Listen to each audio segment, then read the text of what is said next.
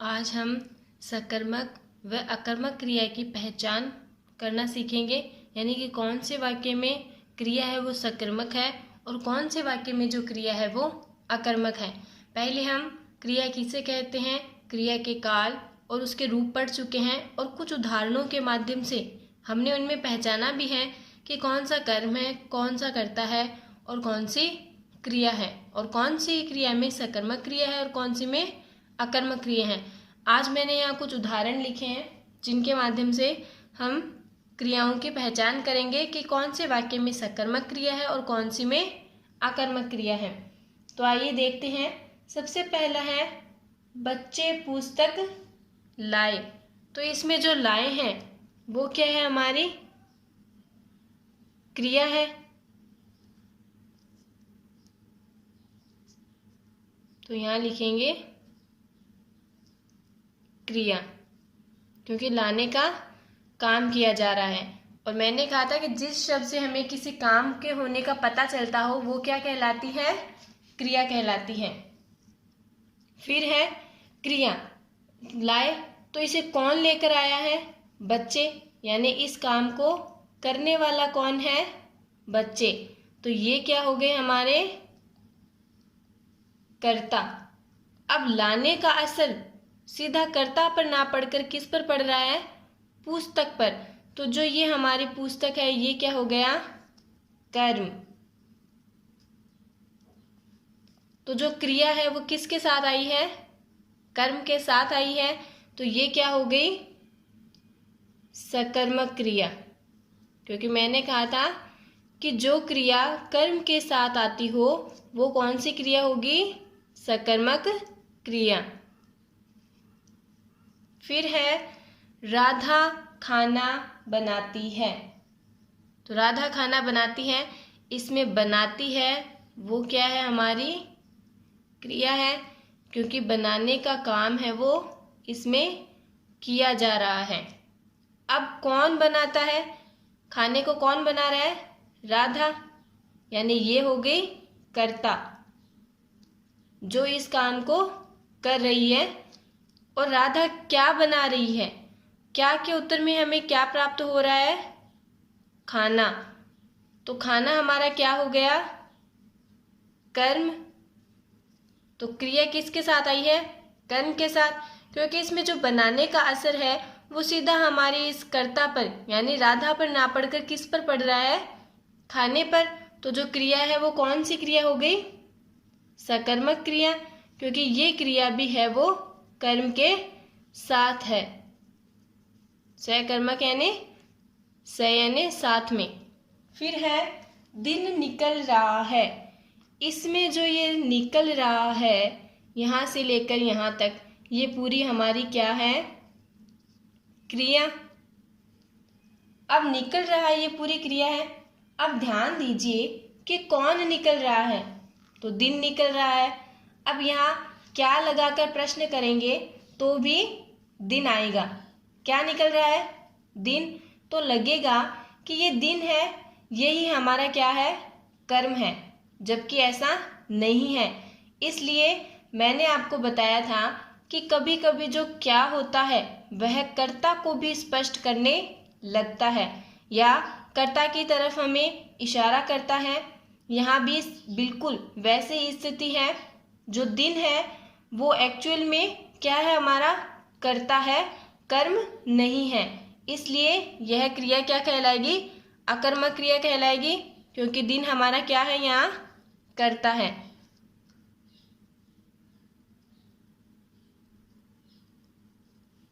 क्योंकि इस क्रिया में कर्म नहीं है, और जो क्रिया कर्म के साथ नहीं आती है वो क्या कहलाती है, अकर्मक क्रिया, क्योंकि इस क्रिया में कर्म नहीं है। इसमें जो निकलने का असर है वो सीधा हमारा किस पर पड़ रहा है, कर्ता पर। तो इसमें क्रिया कौन सी हो गई, अकर्मक क्रिया। अगला वाक्य है धोबी कपड़े धो रहा है। तो इसमें जो धो रहा है वो क्या है, क्रिया, क्योंकि ये काम किया जा रहा है। तो ये हो गई क्रिया। अब है कौन धो रहा है? धोबी धो रहा है। तो ये क्या है? कर्ता, यानी धोबी के द्वारा धोने का कार्य है वो किया जा रहा है, तो ये हो गया हमारा कर्ता। अब देखिए, धोबी क्या धो रहा है? कपड़े धो रहा है, और धोने का असर किस पर पड़ रहा है? कपड़े पर, कर्ता पर ना पड़कर कपड़े पर पड़ रहा है, तो ये हो गया हमारा कर्म। तो ये क्रिया भी क्या है? कर्म के साथ में आई है। तो यहाँ क्या, ये कौन सी क्रिया हो गई? सकर्मक क्रिया, क्योंकि ये क्रिया के साथ, कर्म के साथ में है।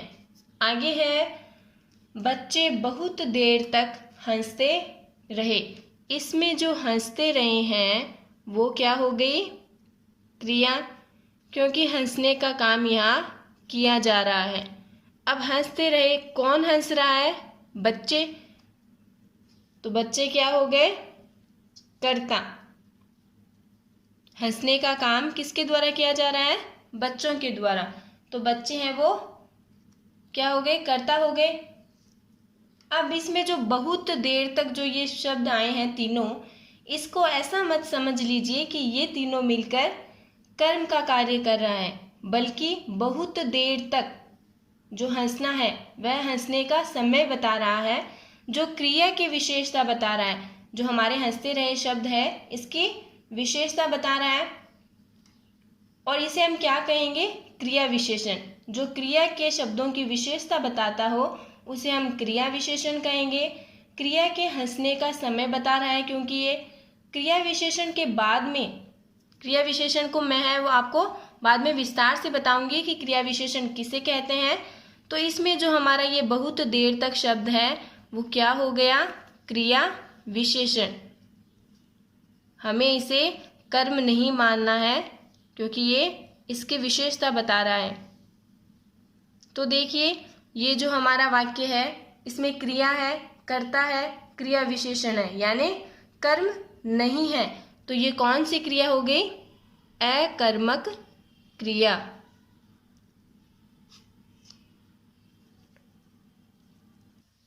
अगला वाक्य है, अध्यापिका ने विद्यार्थियों को कहानी सुनाई। तो यहाँ जो सुनाई है वो क्या है? क्रिया, क्योंकि सुनाने का काम किया जा रहा है। अब है, कौन सुना रहा है इस कहानी को? अध्यापिका सुना रही है। तो ये क्या हो गई? कर्ता, क्योंकि कहानी का सुनाने का जो काम है वो अध्यापिका के द्वारा किया जा रहा है, तो कर्ता अध्यापिका हो गई।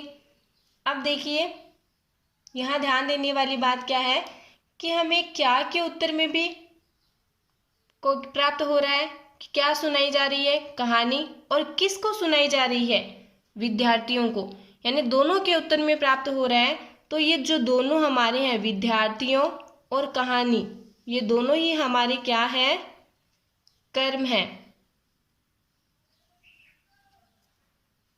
और हमेशा अधिकतर क्या के उत्तर में हमें निर्जीव उत्तर ही प्राप्त होता है, और यहाँ दो कर्म है, यानी ये द्विकर्मक क्रिया है। अब चाहे ये द्विकर्मक क्रिया हो या एक कर्मक, क्योंकि इसमें कर्म तो है, तो ये कौन सी क्रिया हो गई?